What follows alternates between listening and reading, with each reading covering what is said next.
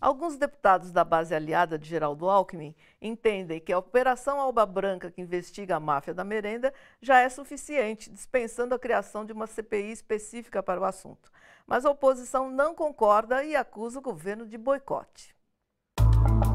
Para que um pedido de CPI seja votado em plenário, são necessárias 32 assinaturas. Por quase 4 meses, a bancada do PT tentou reunir esse número. Na época, o líder do partido acusou o governador Geraldo Alckmin de boicote à CPI da merenda. Eu acho que não é dificuldade ele convencer os deputados. O duro é o governo permitir que os deputados assinem a CPI. Principalmente os deputados da bancada governista, que são aqui 73. As investigações da Polícia Civil e do Ministério Público vieram à tona em janeiro deste ano.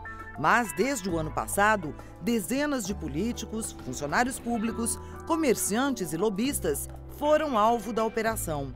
Baseada em quebras de sigilos bancários, escutas telefônicas e delações, a Operação Alba Branca apontou pelo menos 15 nomes de pessoas ligadas diretamente à máfia da merenda.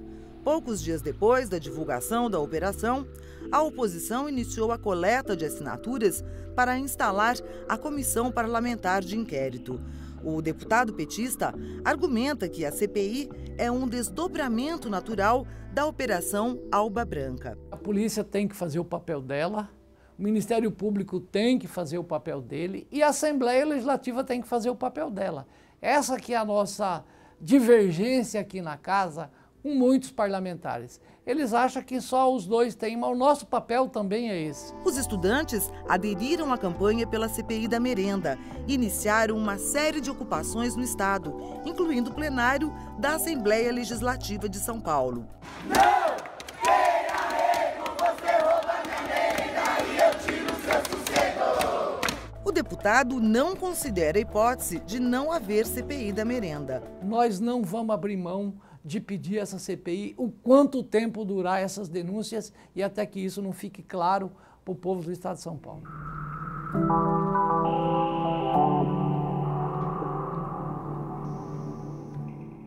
Professor, no que ela difere fundamentalmente, a CPI, de uma investigação policial? Olha, primeiro que a investigação policial e a do Ministério Público, na verdade, são investigações que não dão muita visibilidade, a população não tem muito acesso a elas.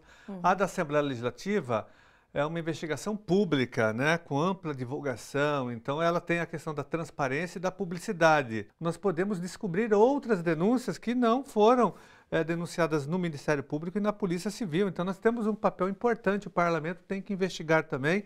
Agora, ele dá publicidade, dá transparência para as investigações. Essa é a diferença entre a Polícia e o Ministério Público. Essa CPI da merenda, ela tem uma conotação especial, porque ela foi uma conquista não nossa da oposição, mas foi uma conquista da sociedade, dos alunos que ocuparam, criaram um grande fato político nacional e internacional. A CPI da merenda, ela vai ter o apoio da opinião pública. Vai ser a primeira, eu acho, aqui em São Paulo, no estado de São Paulo, porque nunca se investigou. O governo Alckmin ele é blindado pela grande imprensa, né, pela Assembleia Legislativa, pelo Tribunal de Contas, por setores do Ministério Público, por setores da Justiça. Então, ele é bem protegido. É um governo fraco, medíocre, mas que é protegido e blindado. Por isso que ele se sustenta. Foi um movimento vitorioso. A CPI será instalada.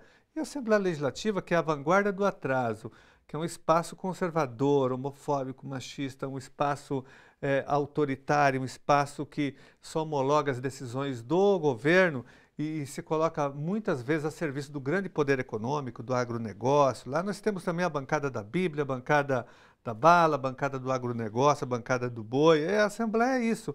Então ela só funciona a favor da população quando ela é pressionada pela população, pelos movimentos sociais, pelo movimento sindical, daí ela balança na sua estrutura. E esse movimento de ocupação foi o movimento mais, em 180 anos de existência da Assembleia Legislativa, esse movimento foi o mais importante da história do Parlamento Paulista, de ocupação, estudantes, jovens, estudantes de escolas públicas, da periferia, ocupando um espaço que é deles, né, para exigir que essa Assembleia funcione, porque a Assembleia Legislativa, ela consome R$ 1 bilhão dos cofres públicos para manter toda a sua estrutura. Então, ela tem que funcionar a favor da população. É só o que não acontece. A próxima pergunta das ruas caminha um pouco naquela direção do porquê quem é acusado de malfeitos continua em suas atividades como se nada houvesse acontecido. Gostaria de saber por que os envolvidos na corrupção da merenda ainda estão trabalhando. Olha, tem um fato absurdo acontecendo.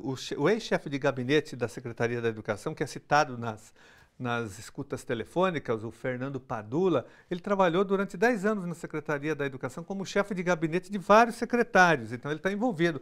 Ele foi o mesmo que no ano passado, durante as ocupações das escolas estaduais, reuniu os dirigentes de ensino e declarou guerra aos alunos, orientou os dirigentes a fazer uma guerra contra os alunos que estavam ocupando as escolas para que as escolas não fossem fechadas. Esse mesmo Fernando Padula apareceu nas denúncias, está envolvido, segundo as investigações, e ele agora, saiu, foi exonerado, logicamente, quando estourou o escândalo, só que ele ganhou de presente um cargo. O governador Alckmin recentemente nomeou Fernando Padula, envolvido nesse grande escândalo, né, de corrupção.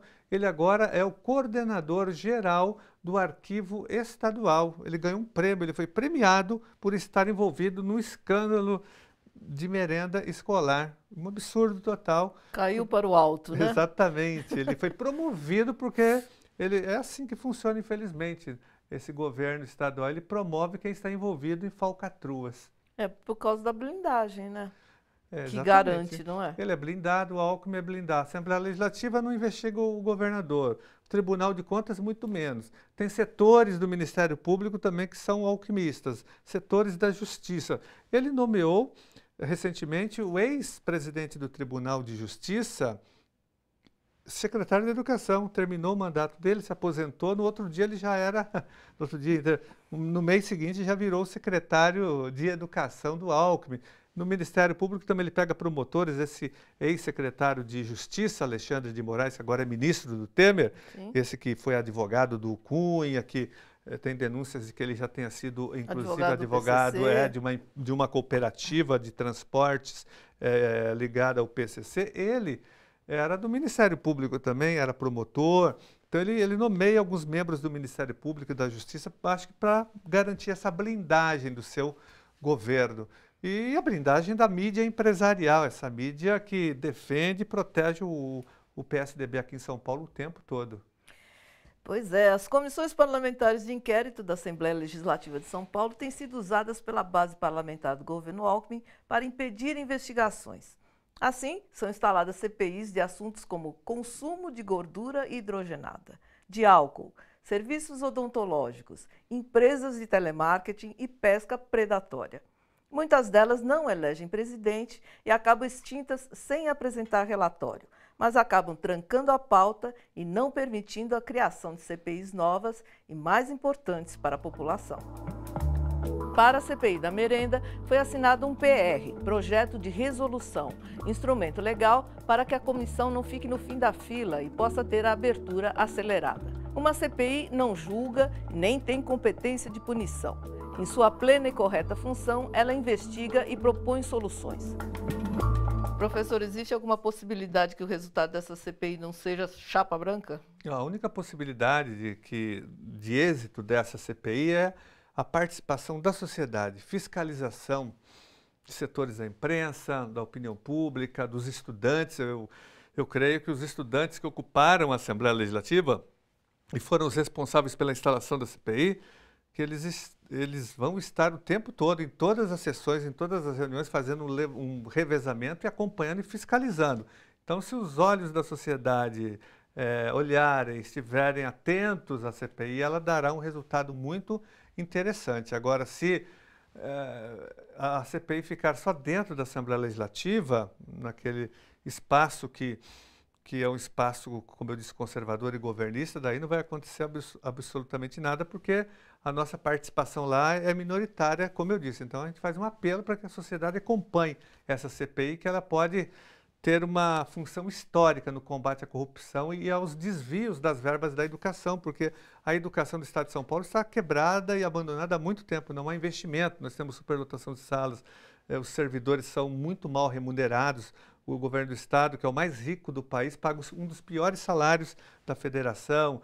Nós temos violência nas escolas, nós temos uma precarização da escola pública que não oferece qualidade de ensino, apesar do esforço dos seus servidores e dos seus professores. Então, nós temos que